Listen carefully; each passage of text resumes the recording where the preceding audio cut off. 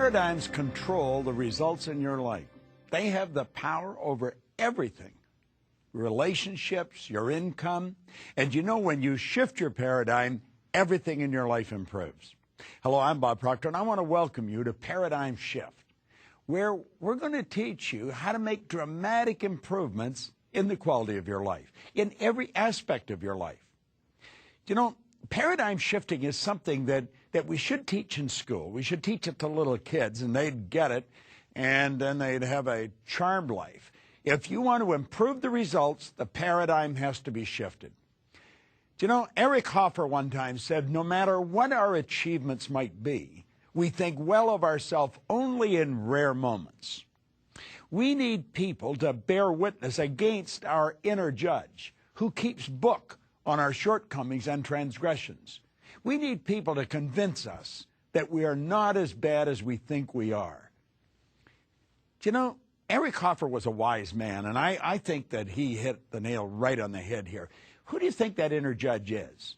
You know, that little voice inside that's telling you, you can't do this or you can't do that. You can't do many of the things you say you want to do.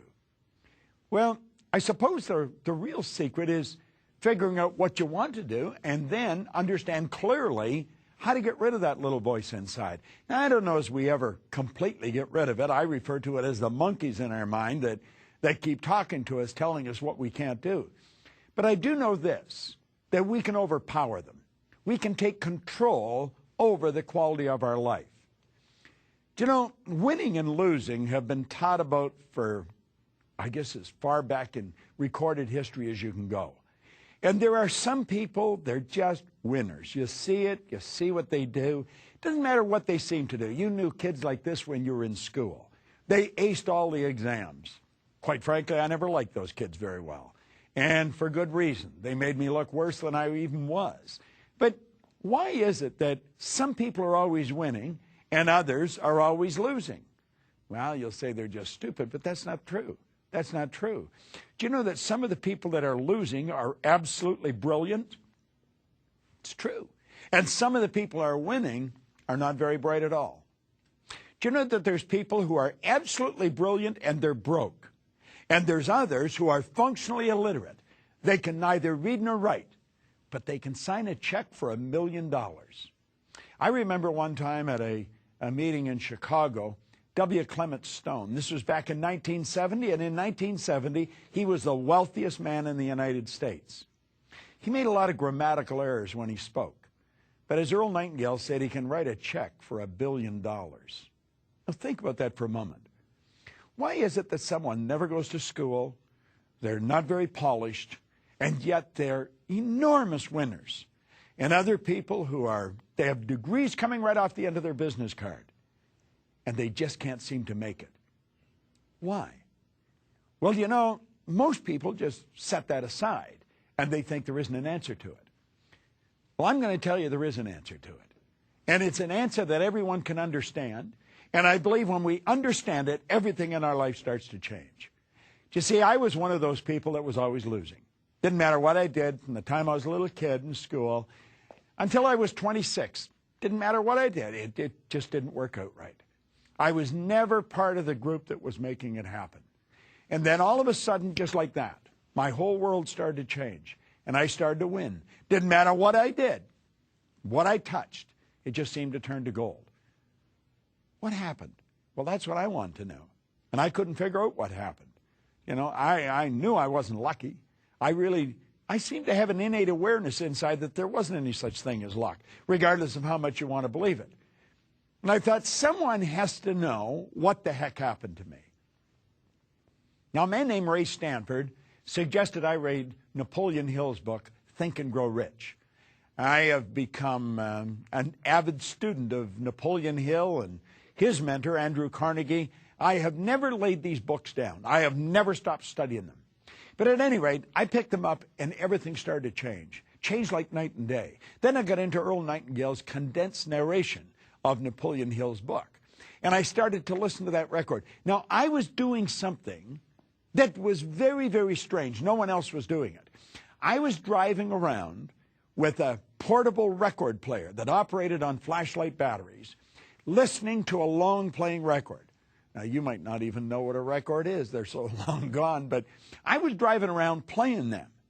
And I was playing the same record over and over and over again. And I kept reading this same book over and over and over again. In fact, it was the first book I ever read.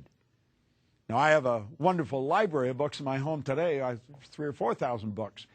But this was the first book I read, and I couldn't seem to lay it down. I have never stopped reading that book. And I kept listening to this record. Now, what I was doing, I was writing a new program for my life. It was so totally strange what I was doing. People really couldn't understand it. I didn't understand it myself. They were wondering what was happening to me. But you know, I was moving from the category of losing to the category of winning. I wasn't getting sick anymore. I had an abundance of energy. I could make money. I think earning money is probably one of the simplest things in the world to do when you learn how to earn it. But until you learn how to earn it, it's not one of the simplest things in the world to do. Well, why is it that some win and some lose? And it's got nothing to do with intelligence. It doesn't necessarily have anything to do with your background. You know, you could have a brilliant background and still lose. You could have a terrible background and still win. As a matter of fact, I started to teach this around 38 years ago, and I was testing this in different areas. I even used to go into prisons and teach this. I had people that were paroled to me, where I had them tear up the parole so that they'd get a passport and I could take them off to another country where we were opening a business. And I found that it didn't matter who you were or what had gone on in the past, you could win. You could be young, you could be old. You could be male or female. You may be an intellectual giant, or maybe not very bright at all. None of those things have anything to do with winning. Now, most people will tell you they do. I think they can contribute, but they certainly don't control it. Paradigms are going to make you or break you. And it's a strange thing. The average individual couldn't even tell you what a paradigm is. Now, understand this. It's your choice whether they make you or break you. It's your choice. But here's another point. There is absolutely no allowance for ignorance. You say, but I don't understand. That's too bad. You still lose. I want you to think of something that, not too positive, but a little baby. You hear them falling out of windows and off balconies. The babies don't stay suspended in space until somebody comes along that understands the law of gravity. That law that states anything heavier than air is attracted towards the center of the world. That baby goes down and gets hurt or killed. You'd say, but the baby doesn't understand. It's too bad. There is no allowance for ignorance. Well, there's laws of this universe. The whole universe operates by laws.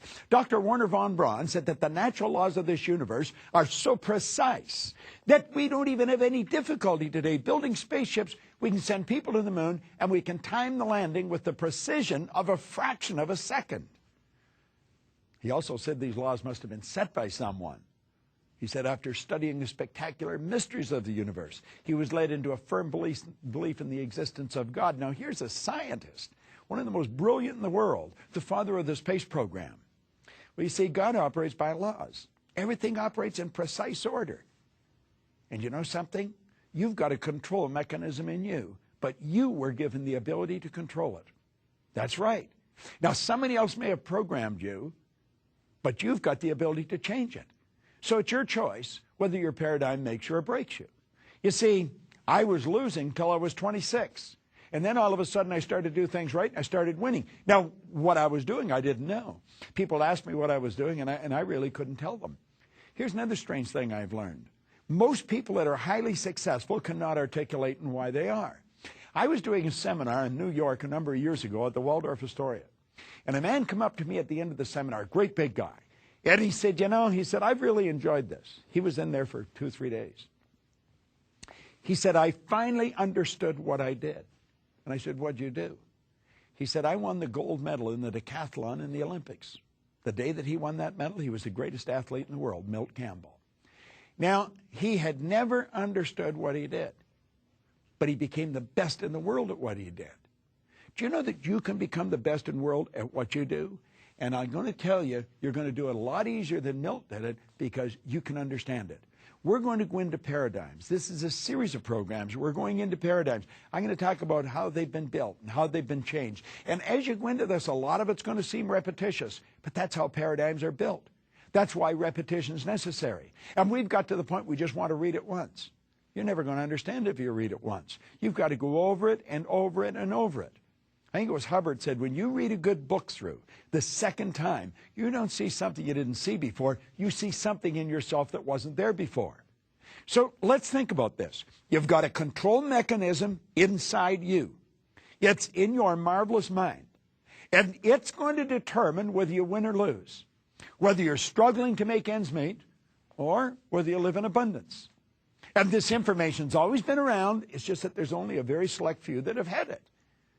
It's almost like a secret. Earl Nightingale called it the strangest secret. He said it was strange because it was a secret, because it's so obvious.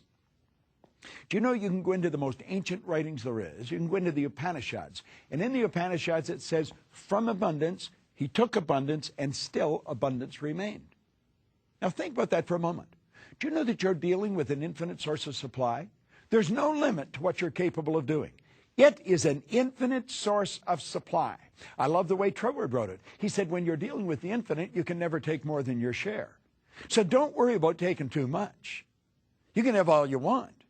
It's what we do with it that makes the difference. You can't hold on to it. You can't keep it. As a matter of fact, if you try and keep it, you'll lose it.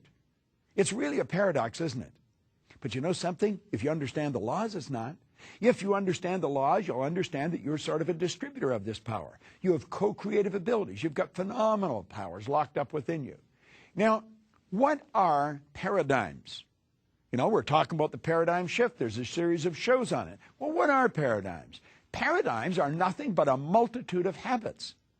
You're literally programmed, and it's habits that programs you. You see, you were taught how to tie your shoes. But you weren't taught just once how to tie your shoes. You had to be taught over and over and over. Watch a little boy or a little girl trying to tie their shoes. You'll never see anything more awkward.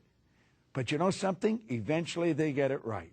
They are very slow and methodical. They're meticulous, but they get it done. And they are so proud.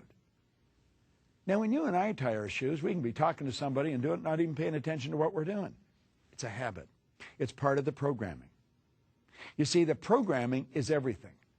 Now, the programming that we received has been given to us from other people. They're not our ideas. We inherited them. That's why we speak the language we speak. That's why we do the things we do. It's why we treat people the way we treat them. Now, think about this. Everything is programmed into a habit. Your body is like a computer. It's just like a computer terminal. It'll only do what it's programmed to do. If you're trying to do PowerPoint on something that hasn't got a PowerPoint program, you're never going to get it. If you go onto a computer that has power, easily to build the PowerPoints. See, it all has to do with programs. And we have people write programs. We think they're pretty brilliant. They're techies. Well, you know something? You're a techie. You're pretty brilliant. And you can write a program. And you can write the program that's going to give you the life you want. There's nothing complicated about it. Do you know what you have to do? You have to get rid of the old program. That's right. And because you can't put something where something already is. Now, if you're sitting on a chair, understand this. You can't put anything where you and the chair are until you move it. Nature abhors a vacuum. You've got to create a space for the good that you desire. So we've got to create a space for the good that we desire in our life. Now, take a look at what is holding most people back. It's paradigms. They're locked into old paradigms. You could say, what's holding me back? You know, I would imagine you probably work pretty diligently at whatever you're doing. Stop and think of the person that's playing golf. Do you know, most people that play golf never take lessons. They don't. They go out there and they just figure out that they're going to go and do it. Can you imagine learning how to fly a plane without taking lessons? I don't think so. If I was going to get in a plane that you got in, I would want to go to the very best pilots in the world, and I'd want them to show me how to do it. Why don't we do that with everything? Why don't we do that with earning money? Do you know, I have people come to seminars from all over the world so that we can show them how to earn money. Earning money is easy to do. I believe if you haven't got multiple sources of income, you're missing the mark. You should have more sources of income than you can keep track of. You can hire somebody to keep track of them for you. And then you're earning more money and you can do more things and you can have a more interesting life. But if we're going to learn anything, we're going to have to get somebody to teach us. Now, short of that, I was remembering one time I was teaching a seminar in Indiana, and I said, there's always someone that can do things better than you're doing them. And this man said, there isn't anybody in the world that does what I'm doing better than I do it. And I thought, well, I've got an interesting one here in my hands. And it turned out he was right. He built those remote control model planes. He had the biggest company in the world. He used to take them, he was in Chicago, he used to take them down to Wrigley Field and demonstrate them. You see? Well, I had been reading the night before what to do. Thomas Stroward said that in that case, you go to the Fonte Rigo, you go to the fountain and source within. I think that's where Bill Gates went. I think that's where the Wright brothers went. I think that's where Edison went. I think that's where Einstein went. And I think that's where you and I should go when we run up against something that we can't solve and there's no one that we can find that can help us fix it. But if we want to learn things, let's get our ego out of the road and let's understand that we've got the intelligence to learn anything we want to learn. But we're going to have to go to a good teacher. Now, I was talking about money a few minutes ago. If you want to learn how to earn money, go to someone that knows how to. Don't go to your next-door neighbor. He probably doesn't know any more than you do. When you watch golfers, you'll see them out there, they're talking to each other. None of them know how to golf. And they spend an absolute fortune. They buy new clubs, they buy new balls, they go to new, and trying to break 100, they're ready to throw the clubs away. Why not go to a pro? Just the slightest shift in your hand, and that ball will go out like a clothesline. But if you don't make that shift, that ball is going to go right into the water. And isn't it strange if you think it's going to go into the water, it'll go in the water? Do you know that the image you hold in your mind controls the chemical makeup of your body? Jack Nicklaus calls that going to the movies. Well, most people are held back in whatever they're doing by old paradigms. Now, paradigms influence your thinking. They influence my thinking. My paradigm influences my thinking. Yours influence you. Now, if you want to change your way of doing things, you're going to have to override the paradigm, and that's not an easy thing to do, and it can be scary. It can cause a lot of discomfort. Paradigms control what you do. So if you're going to change what you do, you have to make up your mind you're going to override the paradigm. Now, I want you to think of this for a moment. Feeling is a word that we've invented to describe our conscious awareness of the vibration we're in. This thing we're living in is a molecular structure. It's a mass of molecules and a very high speed of vibration. When it's in a positive vibration, we feel good. When it's not in a positive vibration, we feel bad. Positive and negative are a law. It's part of a law of opposites, a law of polarity. Well, what we want to do is we want to feel good. The vibration is controlled by the paradigm. Now, a person can be getting good results and feel pretty comfortable. You can be comfortable getting bad results. As a matter of fact, that's one of the tricky parts of this. If you're going to overcome the paradigm, you've got to do things that cause discomfort. Change the grip on your golf club. I guarantee you're going to feel very awkward. And yet that ball, boom, boom, away it goes. 250, 300 yards. You wonder, how did that happen? It felt so uncomfortable.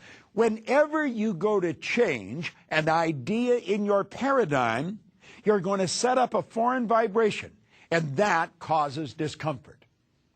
Now, can you change the paradigm? Absolutely, you can change the paradigm. You can change anything. God gave you complete control over your life. Now, you don't do it by yourself. You do it in harmony with God, working with God's laws. Well, how do you do it? Well, I always say there's a simple three-step process to it. Just a simple three-step process. Let's talk on one. As you go to do this, you're going to find that you got to make a written statement in the present tense describing exactly how you're living. Now, that's right. And you may not like the way you're living. You've got to describe all aspects of your life. Leave nothing out. Now, think about this. You don't be reluctant to get down and write some of the negative. If there's things you don't like, don't sweep them under the rug. This is where you've got to take a look exactly like it is. It's like Ray Stanford told me. He says, Bob, you've got to look at it the way it is. I was unhappy, sick, and broke. He made me recognize it. If you don't recognize the problem, you're never going to change it. So you've got to sit down and write out the problem or your life in complete detail, in every detail you can. And then, that's the way it is. Then you take another sheet of paper. On the top of that sheet of paper, put A. Then take another sheet of paper, and the top of it, put B. And now, on the B list, I'm going to suggest that you make a statement, a written statement in the present tense. I always recommend you start by writing, I am so happy and grateful now that. And describe how you want to live, exactly how you want to live. This is going to take a little time. You're not going to do this in 15 minutes. As a matter of fact, you may take a couple of days. You may take a couple of weekends. If you're married, you might want to do it with your spouse. If you have kids, you might want to get the whole family involved in this. I told you this is strange behavior. The people up and down the street aren't doing this. But you've got to sit down and decide exactly how you want. Now, most people get locked into how they think they could do it. I don't even want you thinking of how you're going to do it. How you're going to do it is irrelevant until you decide to do it. You decide how you want to live. What kind of health do you want to enjoy? What do you want your body to be like? What kind of money do you want to earn? What kind of trips do you want to take? Who do you want to associate with? Now, I'm going to be very honest with you. I don't spend a lot of time with anyone that isn't very positive. I just don't want to be around them. Carl Menninger from the Menninger Foundation one time pointed out, he said environment is more important than heredity. In other words, the people that we surround ourselves with have a greater impact on our life than what's built into the genes. I have a very good friend of mine, Jane Wilhite. You should look her up on the internet. PSI Seminars, PSI Seminars. It's one of the most successful seminar companies in the world. But Jane said one time, she said, I won't mix with anyone that doesn't think I'm special. And I thought, whoa. That's right. She said, I don't want to spend any time mixing with people who don't think I'm special. And then she went on to explain why. She said, if they don't think I'm special, they don't think they're special. She said, I want to mix with people that see the specialness in us. Do you know that we're God's highest form of creation? There's nothing on the planet that'll even come close to you. Well, why would you want to spend time with people that are talking about how bad things are and why they can't do this and why they can't do that? Well, I've come to the point where I don't want to spend time with people like that. Now, I have friends all over the world. I do. I have friends on almost every continent that you can think of. But you know something? They all know how special they are. And so they recognize the specialness in me. And we treat each other that way. I want you to sit down and write out exactly what you want, how you want to live, the kind of home you want to live in, the vacations you want to take, the clothes you want to wear, the people you want to mix with. This is a want list. And understand you don't have to know how it's going to happen. But describe your lifestyle in as much detail as possible. And you're going to find that as you do this, things start to happen. Now, here's the second point. I said there was 3 points, 1, 2, and 3. The second. This is the stumbling block for most people. I want you to sit down and in the present tense, write out your financial situation. Do you know most people don't know what their financial situation is? My wife was a financial planner for a long time and a very good one. She would help people really lay out their finances. In fact, it was one of the reasons that I really loved her so much in the first place, because she showed me how to do it. But you know, the average individual doesn't know what they're worth. I remember a man coming in. He's a man I know. He came in, and he wanted her to help him with his finances. He had a goal of being worth $3 million. The guy was already worth $5 million and didn't even know it. Most people have no idea what they're worth. They have no idea. They really don't. They don't have a balance sheet. I have a good friend of mine that's just written a book, The Millionaire Maker, Laurel Langmeyer. You should buy the book, The Millionaire Maker. I was coaching her when she was working for Chevron for $75,000 a year. She's worth millions of dollars now. She owns over 100 companies, not countries, companies. And just taken off like a rocket. But you see, she did this. And she has people do this. You've got to sit down and lay out your financial position in as much detail as you possibly can. What all the debts are, what all the assets are. And then sit down and make a written statement of how you want your finances to be. Now, the first sheet, marked A. The second one is marked B. Now, when you're writing out the statement, how you want your finances to be, begin there by writing, I am so happy and grateful now that. And put it in as much detail as possible. How much money do you want to have? What do you want to be worth? You see, I think everybody wants to have time and money freedom. Now, what does that mean? That means that you can do whatever you want, whenever you want. You have time freedom. Keep in mind, we've all get the same amount of time. We get all there is. They have time freedom. They can go wherever they want, whenever they want. Now, if you're going to have time freedom, you're very likely going to have money freedom. You're never going to have to ask, how much does something cost? You don't have to get up in the morning and go to work because you need the money. You're earning money whether you're working or not. Your passive income should take care of your lifestyle. And you can do this. You can set it up like this. Anyone can. It's just that most don't.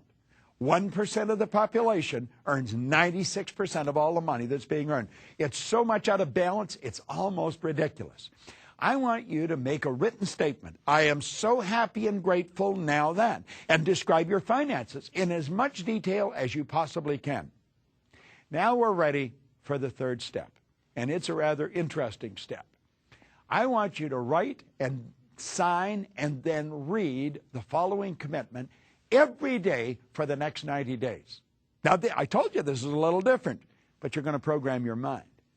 My signature represents my irrevocable commitment to view this program, to read these positive statements, to make a paradigm shift every day for the next 90 days.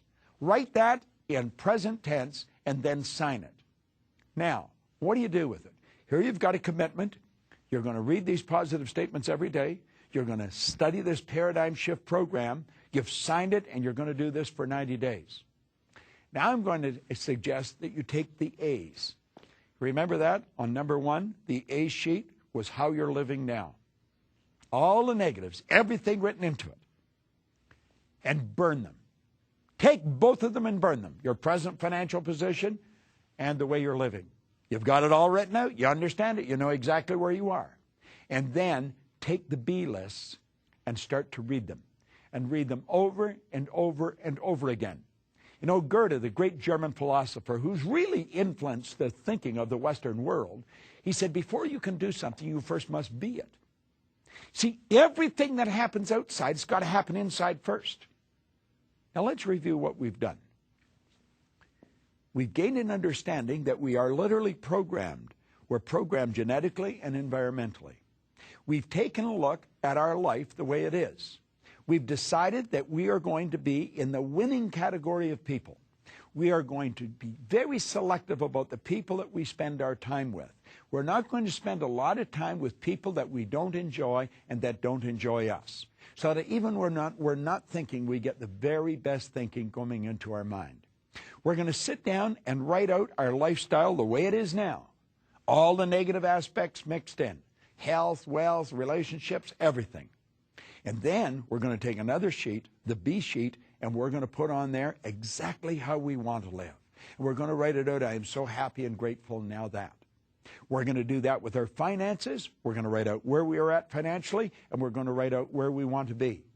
Now burn the A list. Burn it, it's symbolic. Literally burn it and let it go away. And then start reading the positive statement about how you're going to live and your finances. Read it over and over and over again. You're going to find it'll work like clockwork. Stay tuned in and learn more on the paradigm shift of how to take control over your life. Bob Proctor. Thank you.